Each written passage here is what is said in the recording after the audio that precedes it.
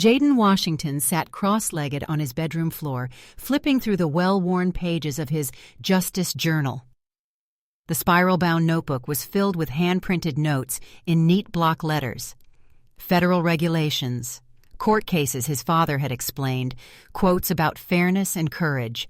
Most kids his age were collecting trading cards or figuring out cheat codes for video games. Jaden was memorizing FAA regulations.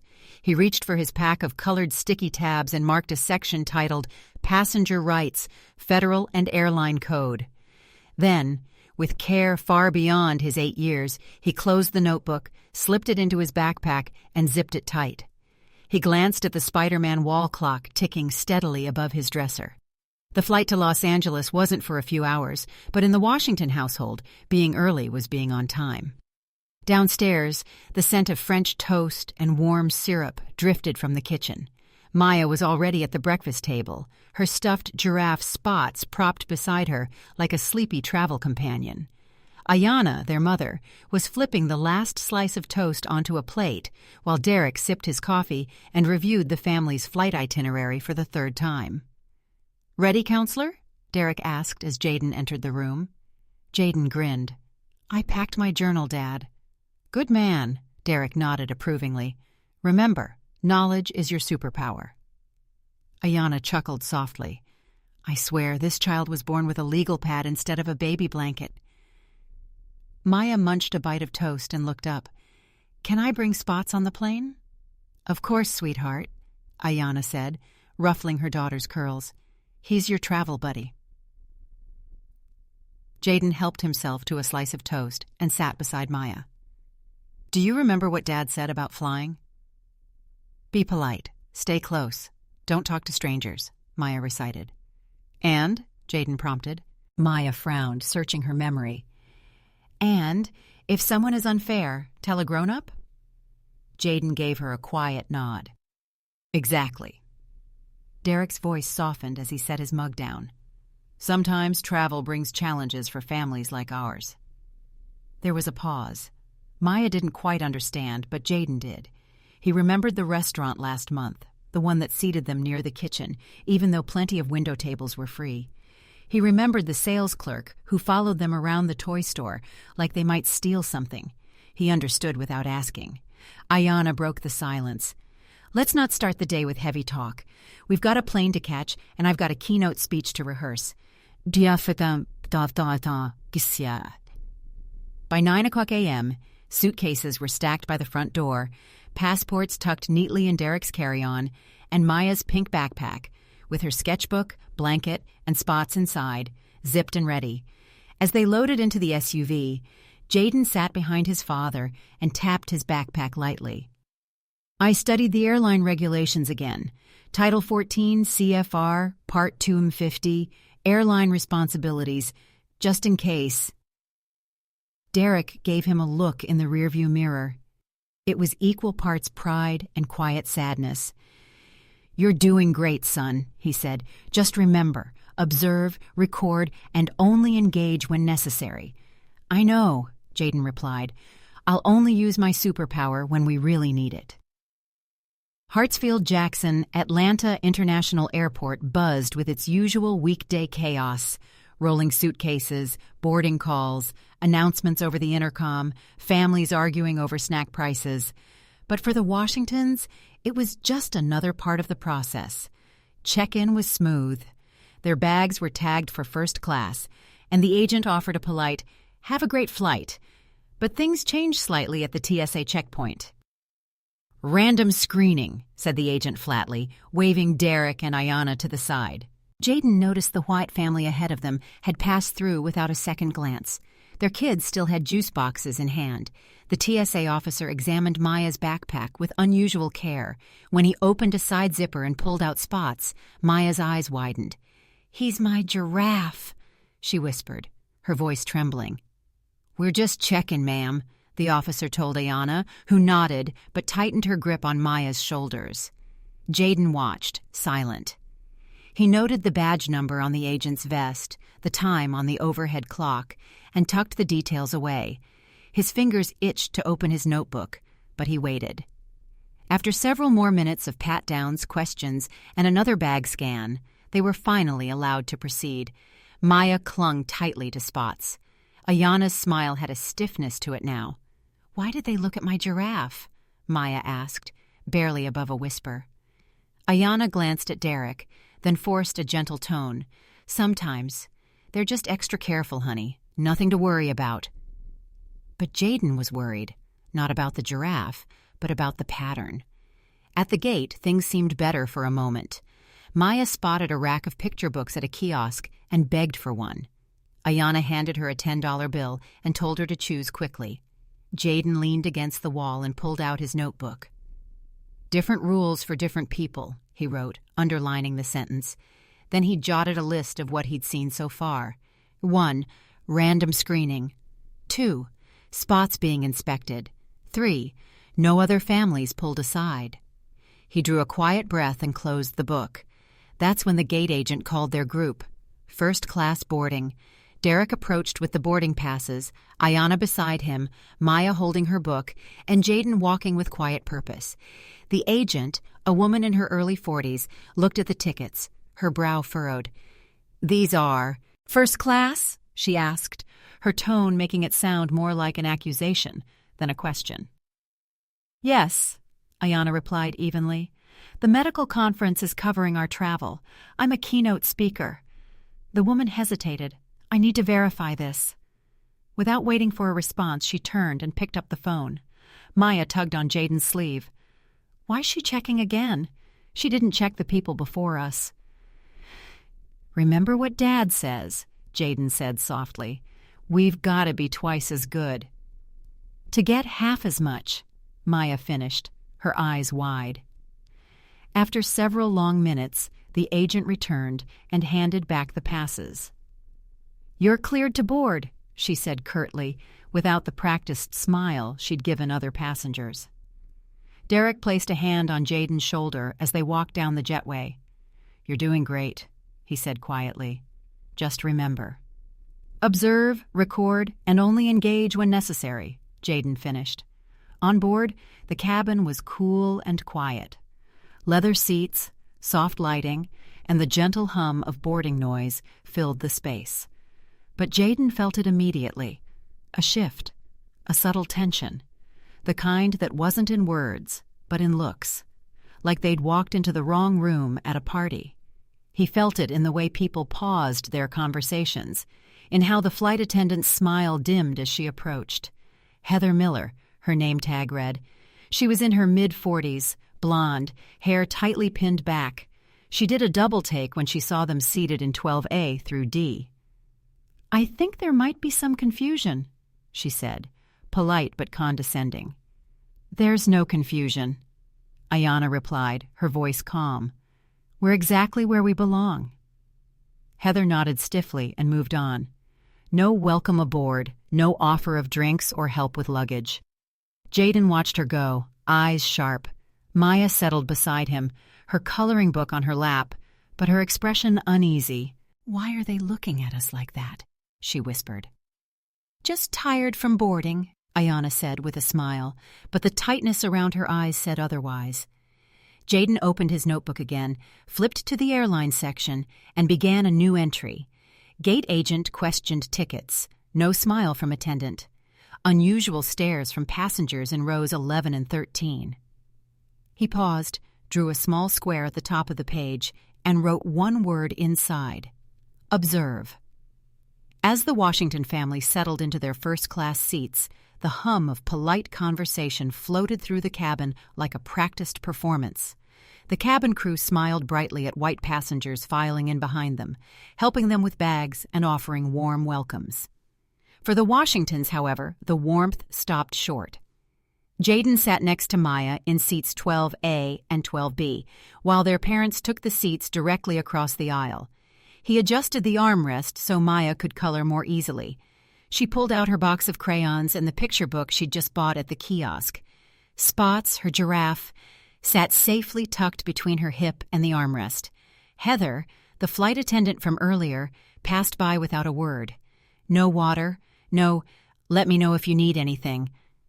Not even eye contact.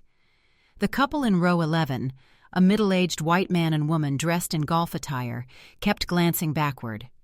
The woman leaned toward her husband and whispered, not so quietly, "Well, first class isn't what it used to be." Jaden heard it. So did Derek. Neither said a word. Heather reappeared a moment later, offering drinks to the other passengers. "Sparkling water or orange juice, ma'am?" she asked the woman across the aisle from Ayanna. When she reached the Washingtons, her tray noticeably tilted away. "We'll come back around after takeoff," she said flatly, and moved on. Ayanna watched her go, lips pressed into a line. Derek reached across the aisle to squeeze her hand. "We're here. That's what matters," he said. "But how we're treated still does," she replied softly. The plane began its slow crawl toward the runway. Maya leaned her head on Jaden's shoulder, humming as she colored a drawing of a house with a purple roof. "Why'd that lady skip us?" she asked suddenly. "Maybe she forgot," Jaden offered. But they both knew better. He glanced across the aisle. His father was typing something into his phone, likely taking notes. His mother stared out the window, blinking slowly. Jaden reached for his notebook and wrote, "Skipped drinks pre-takeoff. Different tone of voice when speaking to us. Passenger in row 11. Comment overheard." He underlined the last note twice. When the plane took off and the seatbelt light pinged off, Heather returned. Her smile had returned too, but only when speaking to the couple behind them. "Sir, would you like a warm towel?" she asked. "Yes, thank you," the man replied, stretching. When she reached Derek and Ayanna, she hesitated. "We're running low. I'll check if there's more." She never returned. An hour into the flight, Maya began to fidget. "Can I have apple juice?" she whispered. Ayanna reached for the call button. Heather came after a long pause, expression unreadable. "Yes?" "Could we have some apple juice for my daughter?" Ayanna asked politely. Heather looked at Maya as if she were a problem instead of a child. "I'll check," she said, and left. 10 minutes passed. Jaden watched as Heather returned to the other side of the cabin, smiling, handing out drinks, chatting about destinations and beach resorts. Maya whispered, "She's ignoring us." Ayanna leaned over. "Sweetheart, we'll get something when we land." "But I'm thirsty now," Maya said, frowning. Jaden closed his notebook, trying not to clench his fists. This wasn't just bad service. It was deliberate. Another hour passed. The cabin lights dimmed slightly as passengers began to relax. Some pulled out books, others slid on headphones. Then it happened. A flight attendant rolled the beverage cart down the aisle. Heather was at the front, with another crew member, Frank Davis, a larger man in his 50s with a badge that read, "Lead Attendant." As they passed by, Heather leaned toward Frank and whispered. His eyes briefly flicked to the Washington family. Jaden felt the shift again. A few minutes later, the beverage cart bumped slightly as it passed by seat 11B. The man's elbow knocked his glass of water from the tray. The cup fell, bouncing once, twice, before splashing directly onto Maya's shoes. "Oh!" she cried out, startled. The man grumbled but didn't apologize. Heather arrived immediately. "What's going on here?" she asked, tone sharp. "She spilled it," Karen Donovan, his wife, snapped, pointing at Maya. "She didn't!" Jaden protested, standing up. Heather narrowed her eyes. "Young man, sit down." Frank stepped forward now. "Is there a problem here?" "She didn't spill it," Ayanna said calmly. The gentleman dropped his own cup.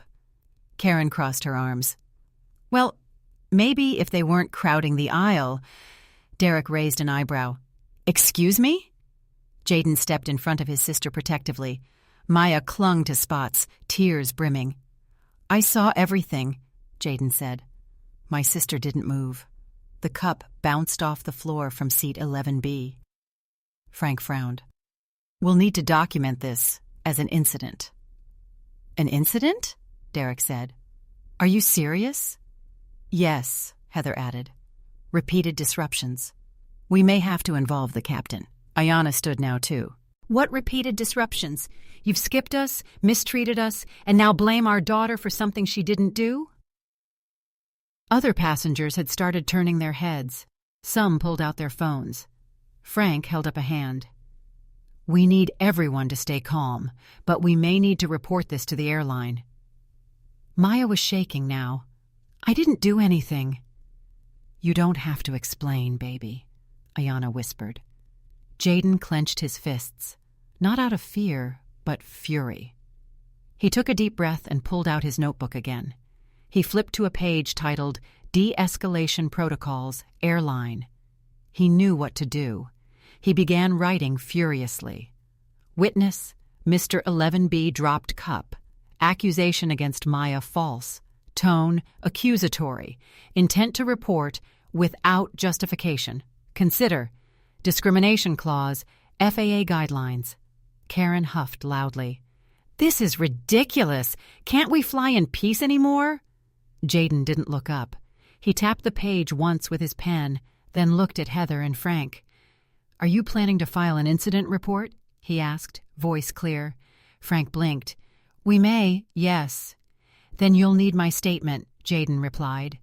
Heather rolled her eyes. Young man, this isn't the time. But Jaden didn't flinch. I saw everything. So did my dad. So did other passengers. And if you're filing reports, you're legally required to provide an unbiased summary, including passenger statements. According to FAA regulations, you're bound by Section 382. 21. Non-discrimination on the basis of race, color, national origin. Frank blinked again. Where did you learn that? My father's a civil rights attorney, Jaden replied. And I do my reading. Heather looked around.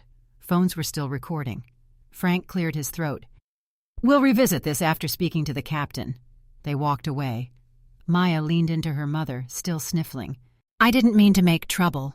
You didn't, Ayanna said softly. You did nothing wrong. Derek turned to Jaden. You okay? Jaden nodded slowly. Yeah, but I think this is going to get worse before it gets better. Ayanna met Derek's eyes. He understood. This wasn't just one moment. It was building, and something was going to give. Maya hadn't said a word since the water incident. She clutched her stuffed giraffe, Spots, so tightly her fingers turned pale. Her shoes were still damp. Every now and then, she rubbed one foot over the other, like she could erase what had happened. Across the aisle, Ayanna dabbed Maya's socks with a napkin Heather had reluctantly given them. Derek kept a close eye on the flight attendants, while Jaden sat silently, staring at the tray table in front of him. Something had shifted. The cabin no longer felt merely tense, it felt threatening. Heather hadn't returned. Frank, the lead attendant, had retreated to the galley. Karen Donovan and her husband were now sipping drinks, whispering occasionally and shooting smug glances toward the Washingtons. Jaden opened his Justice Journal again, flipping back to a page he'd marked weeks ago. Passenger Complaint Resolution, FAA plus Internal Airline Policies. He read the bullet points. Document sequence of events. Identify witnesses. Reference relevant federal protection laws. Maintain composure at all times. He tapped his pen nervously. Maya leaned over. "Are they mad at me?" she asked in a small voice. Jaden looked at her. Her eyes were red, cheeks still damp. "No," he said softly. "You didn't do anything wrong." "But they looked at me like I'm bad." Jaden didn't know how to answer that. Instead, he reached into the front pouch of his backpack and pulled out a small legal dictionary his dad had given him. He handed it to Maya. "Want to read with me?" She nodded. She wasn't reading, really, but the distraction helped. About 15 minutes later, Heather reappeared. Her expression had changed. It wasn't annoyed anymore. It was cold. "Mr. and Mrs. Washington," she said, voice clipped. "We've consulted with the captain. Due to the earlier disruption and the lack of cooperation, the airline will be filing an internal behavior report." Ayanna sat straighter. "Excuse me?" Derek's jaw tightened. "On what grounds?" Heather didn't answer. Frank appeared behind her, holding a clipboard. "We need you to sign this form acknowledging notification of the report. It doesn't mean immediate action, but may affect future travel privileges. Ayanna stood. You're putting us on a no-fly list because a man spilled water and our child got wet? Frank's voice was low but firm. Ma'am, we are following protocol. Protocol? Jaden repeated, standing beside Maya. Which protocol? Because I've read the FAA policies, and nowhere does it say you can report passengers for being falsely accused. Frank looked at Jaden like he was a curiosity. Son, this is grown-up business. No, sir, Jaden said clearly. This is legal business, and you're violating several passenger rights. A hush fell over the cabin. More phones came out. Karen scoffed. Unbelievable. Now the kid's running the show. Jaden turned to face her. My name is Jaden Washington. I'm 8 years old, and I know when someone's being treated unfairly. Heather took a step forward. Sir, please control your son. Derek stood now. He's doing just fine. Frank shifted uncomfortably. Look, this doesn't have to go further. Just sign the acknowledgement. Ayanna crossed her arms. No. Heather's nostrils flared. Then we'll need to notify the airline of a failure to comply. Jaden stepped forward and opened his notebook. I would like to state the following for the record, he said, voice steady. At 3:17 p.m. Eastern Time, a cup of water from seat 11B was accidentally dropped. My 6-year-old sister was blamed without evidence. No one apologized. Instead, flight crew escalated the situation and threatened punishment. Frank blinked. We're not recording this. I am, said a voice from behind. It was a man in business attire, holding up his phone. I'm an attorney, and I've been recording for the last 15 minutes. What this boy is saying, it's accurate. Heather turned pale. Sir, that's against policy. The man smiled slightly. Then call the captain. I'll wait. Maya tugged at Jaden's sleeve. Are we in trouble? He kneeled beside her. No, he whispered. They are. The man stepped forward. My name is Thomas Reynolds. I work for a nonprofit that specializes in civil rights litigation, and I suggest you take a step back before this turns into something bigger than a spilled cup of water. Frank glanced nervously at Heather. Heather looked at Jaden like he was a walking lawsuit. Then she turned and walked away. The rest of the cabin watched in silence. Derek leaned toward Jaden. Where'd you learn to speak like that? Jaden shrugged. From you? Ayanna placed a hand over her heart. Maya whispered, You were like a superhero. Jaden gave her a small smile. That's what big brothers are for. About 20 minutes later, a different attendant approached. She was younger and her eyes kind. I just wanted to say, I'm sorry for what happened. That's not how we're supposed to treat passengers. Ayanna nodded. Thank you. The attendant handed Maya a small carton of apple juice. And for you, sweetheart, on the house. Maya looked up at her, hesitant. It's okay, the woman said gently. Maya took it with a shy, thank you. As the attendant walked away, Jaden looked down at his notebook. He drew a new square. Inside, he wrote one word, stand.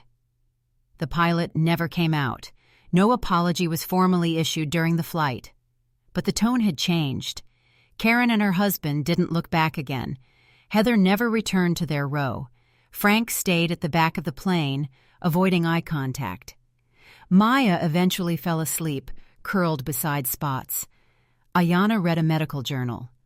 Derek closed his eyes, arms crossed, brow still furrowed. Jaden sat quietly, staring out the window, his notebook on his lap. Somewhere below them, America stretched out in patches of green and gold, a land full of contradictions, possibility and prejudice, hope and harm. But up here, Jaden had made something happen. He didn't raise his fists, he raised his voice. At 30,000 feet, the cabin was silent in a way that made every breath feel like a promise. No one spoke, but every eye followed the Washington family, especially that of a calm, measured boy with a notebook on his lap. Jaden felt the gaze of others, but he didn't flinch. Instead, he recalled what had happened in school when his third-grade teacher graded him harsher than his white classmates.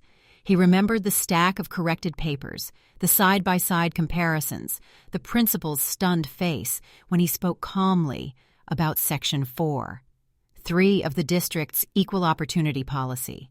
It was the middle of 3rd grade, and he had already learned that fairness took courage. He flipped open the Justice Journal to the airline section and a tab labeled FAA Protections and Title VI. The name he texted instantly popped into the composer of a message. Mr. Anthony, on flight with discriminatory treatment. Need confirmation on FAA protections under Part 382 and DOT Title VI against race-based service disparity. Jaden W. Moments later, his phone buzzed. The Air Carrier Access Act, 14 CFR Part 382, prohibits discrimination based on disability in air travel. For race or national origin, Title VI of the Civil Rights Act applies when federal assistance is involved. Airlines must not provide different services based on race, color, or national origin. 49 CFR Part 21. Anthony. He studied the words. 2 different laws, both telling him that what he was seeing was not only unfair, but illegal. Just then, Heather appeared again at their row as though summoned. She carried a clipboard with conduct violation forms. "Sir, I need you to sign this acknowledgement that you've been notified of a behavior report." Derek looked at it coolly. "No, we won't sign this." Heather's voice tightened. "Then I'm afraid we have to escalate matters." Jaden stood, notebook in hand. He felt the gravity of it, but also the power. "Excuse me, Mr. Davis," he said. His voice cracked just slightly from nerves, but the clarity was unwavering. Frank Davis, the lead attendant, paused. Jaden drew a breath and continued. "Before you proceed with these forms, you should know that under DOT's Title VI policies, differential treatment in federally assisted services, like air travel, is prohibited. Airlines that receive federal support must not discriminate based on race." He tapped his notebook to show Heather and Mr. Davis where he had written it. Frank's lips parted. "Where did—" "My school taught me," Jaden said, nodding to Derek, who folded his arms with pride. Heather's face flushed. Frank lowered the clipboard. Heather shifted her weight, unwilling to meet his eyes. "Additionally," Jaden said, voice steadier now, "the Air Carrier Access Act is specific about disability, but the DOT regulations enforce non-discrimination based on race. If you file this report, you'll need to include unbiased facts and evidence. We've documented every incident. Denied drinks, fewer meal options, no apology. That's not protocol, that's discrimination." Silence hung in the air. A few passengers leaned forward, some raised their phones. From behind, a man's voice cut through. "He's absolutely right." It was the same man from earlier, the attorney. His phone still recording, he stood now, suit crisp. "Sir, you're creating a legal liability. I'm happy to share my recording with the captain." Heather looked as though she'd swallowed glass. Frank cleared his throat.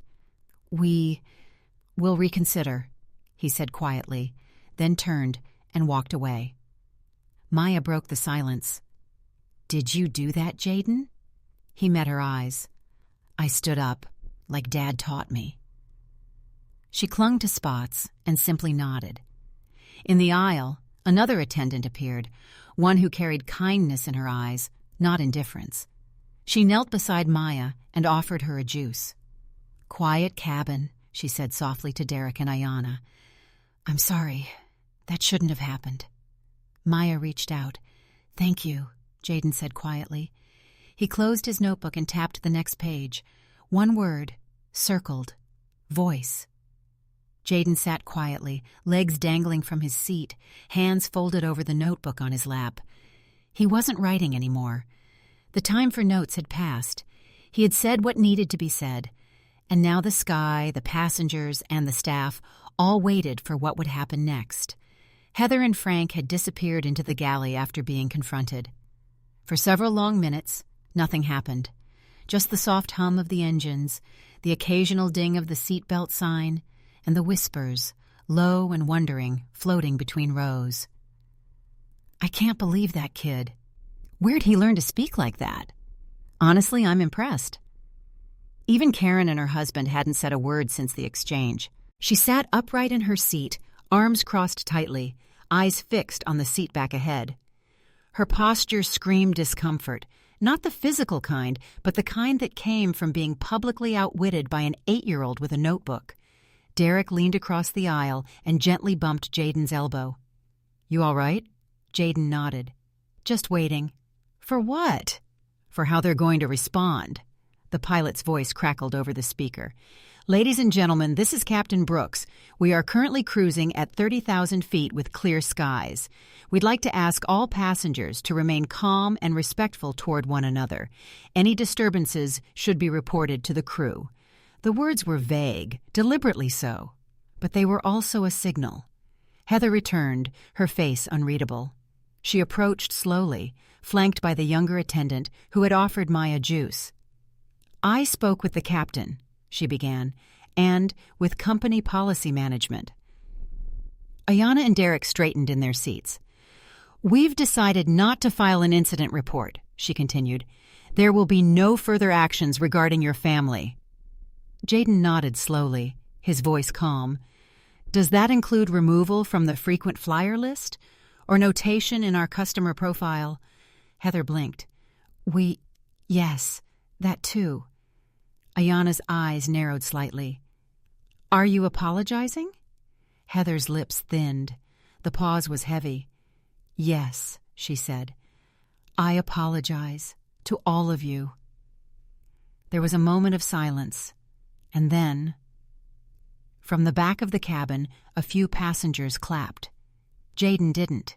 He just tilted his head slightly and said, "Thank you." Heather turned and walked away. The rest of the flight felt like a new atmosphere had settled in.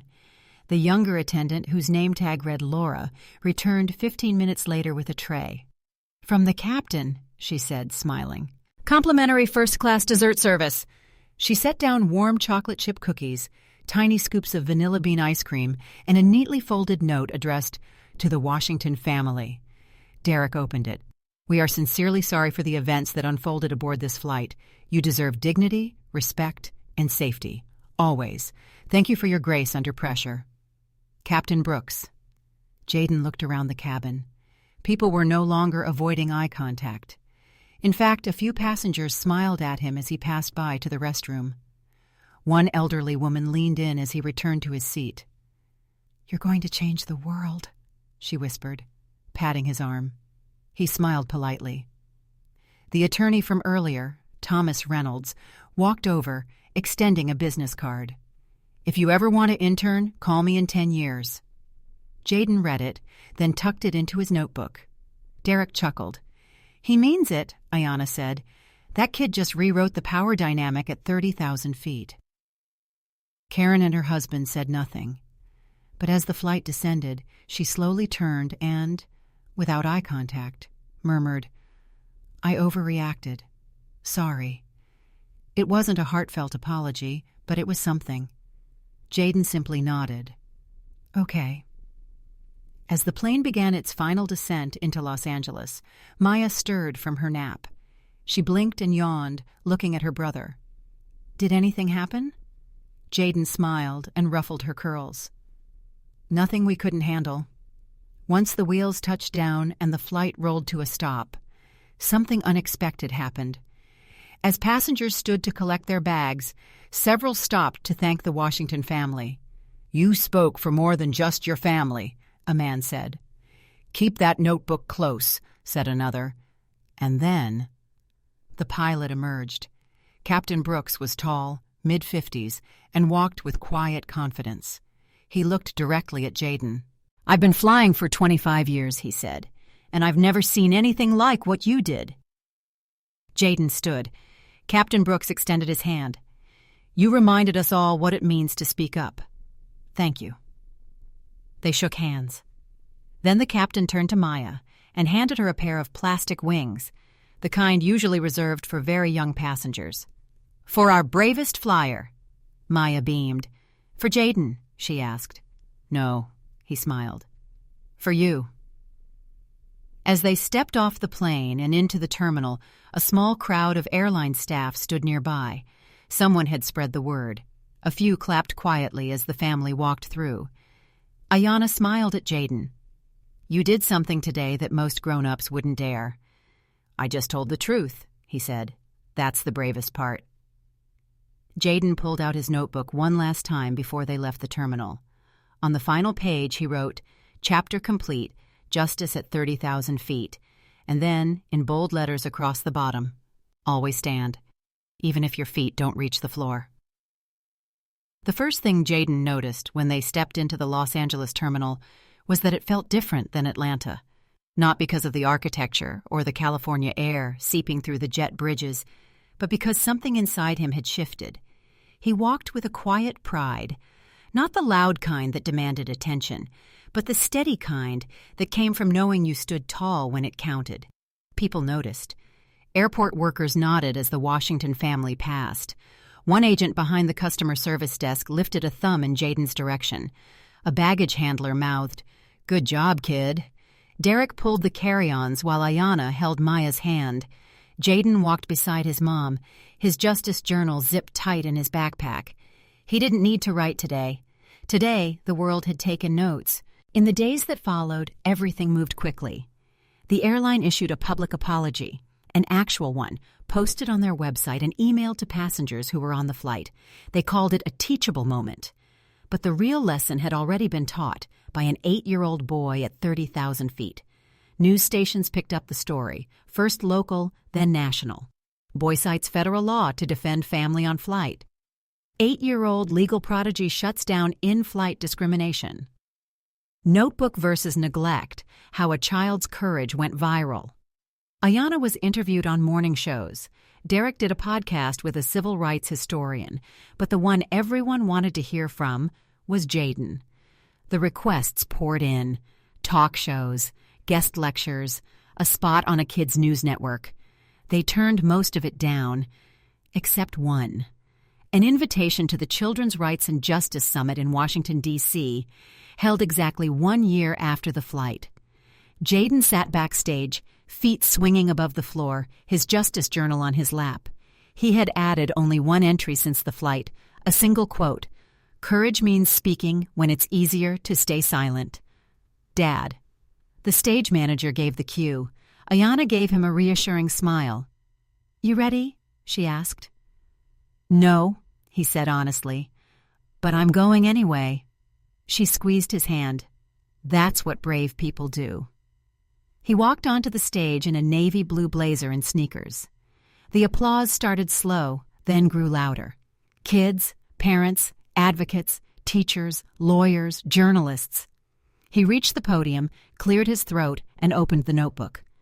"My name is Jaden Washington," he began, "and I'm not here because I'm special.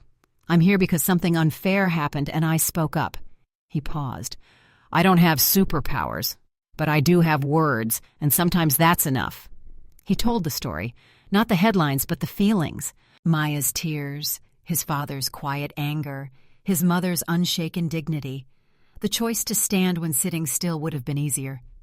"I didn't want to be a hero," he said. "I just didn't want my sister to feel small." The crowd was silent now. "I hope everyone here remembers. You don't need to be tall or loud or powerful. You just need to care enough to say something when things are wrong." He closed the notebook and stepped back. A moment of silence. Then the room erupted. After the speech, a young girl about Maya's age approached. She had dark skin, braided hair, and a nervous smile. Her mother stood behind her, beaming. "I saw you on TV," the girl said softly. "Sometimes people say mean stuff to me too, at school, or in stores, or just because." Jaden knelt down to her level. "I know," he said. "I'm sorry." The girl looked down. "I don't know what to say back." Jaden reached into his backpack. He tore out a page from the back of his notebook and wrote one sentence. He folded it carefully and handed it to her. She opened it. "You have superpowers too." Her face lit up, and just like that, Jaden knew this wasn't the end of the story. It was only the beginning. Sometimes the smallest voices carry the greatest truths. And sometimes an 8-year-old boy with a notebook can teach a lesson that even seasoned adults forget, about dignity, courage, and the quiet power of standing up when it's easier to stay silent. The story of Jaden and his family isn't just about a flight gone wrong. It's about what happens when the Black community chooses to face injustice, not with rage, but with resolve. Through calm words and sharp wisdom, that young boy reminded a plane full of strangers that justice doesn't always wear a badge or carry a gavel. Sometimes it carries crayons and a stuffed giraffe. At its heart, this story is about the importance of holding on to your truth. The Washington family didn't shout. They didn't accuse. They observed. They documented. And when the time came, they spoke, not just for themselves, but for every child who's been dismissed, every parent who's been doubted, and every member of the Black community who's been made to feel less than. Dignity, after all, isn't about how loud you speak. It's about how clearly you stand. In a world quick to judge by appearance, this family chose instead to be patient, to be thoughtful, and to remind us all that the contents of one's character matter far more than the color of their skin or the seat they sit in. And in doing so, they brought a moment of clarity to thousands watching from afar, proof that the Black community continues to lead with grace, even when the world refuses to see its brilliance. Like a steady lamp in the window on a stormy night, a simple act of integrity can light the way through the darkest corners of our shared humanity. So take a moment. Think about the last time you stood quietly in the face of something wrong, or when you wished someone would stand for you. Remember Jaden, remember Maya, and remember that the smallest hands can carry the heaviest truths, especially when they hold a pencil and the weight of their people's history.